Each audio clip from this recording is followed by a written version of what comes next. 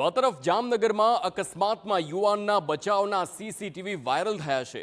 Parcel ઉતારી યુવાન સાઈડમાં થયો અને કાર અથડાઈ ગઈ તેના દ્રશ્યો દિલ થંભાવી દે તેવા સીસીટીવી સામે આવ્યા। ગુરુદ્વારા પાસે ઊભેલી બસ પાછળ કાર ચાલકે એવી ટક્કર વાગી છે કે પોલીસ ફરિયાદ સહિતની આગળની કાર્યવાહી પણ હવે હાથ ધરવામાં આવી। संवाददाता दिव्येश वायडा फोन लाइन पर। दिव्येश, जे दृश्यों सामे आव्या छे भयंकर छे, पूरपाट झड़पे कार आवी रही छे, शुं खुलासा थई रह्या छे? शुं कारनो चालक नशामां हतो? अनेक सवालों थई रह्या छे, वधु विगतो।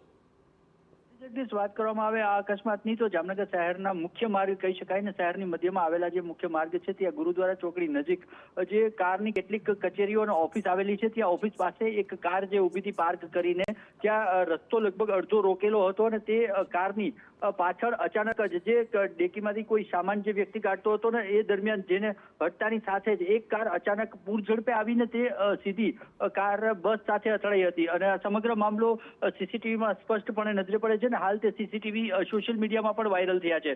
બનાવ સ્પષ્ટપણે જોઈ શકાય કે જે રોડ ઉપર પાર્ક કરેલી જે બસ હતી તેમાં અચાનક રોડ ઉપર આવેલી પૂરઝડપ કારના કારણે એક અકસ્માત થયો હતો। જો કે સદભાગ્યે ત્યાં સામાન કાઢી લેલા વ્યક્તિનો એક ચમત્કારિક બચાવ થયો હતો। આમાં કારને ભારે નુકસાન થયું છે પરંતુ કોઈને ઈજા કે કોઈ વ્યક્તિ ઘાયલ થયા હોવાના સમાચાર કે અહેવાલ હજુ સુધી પ્રાપ્ત થયા નથી।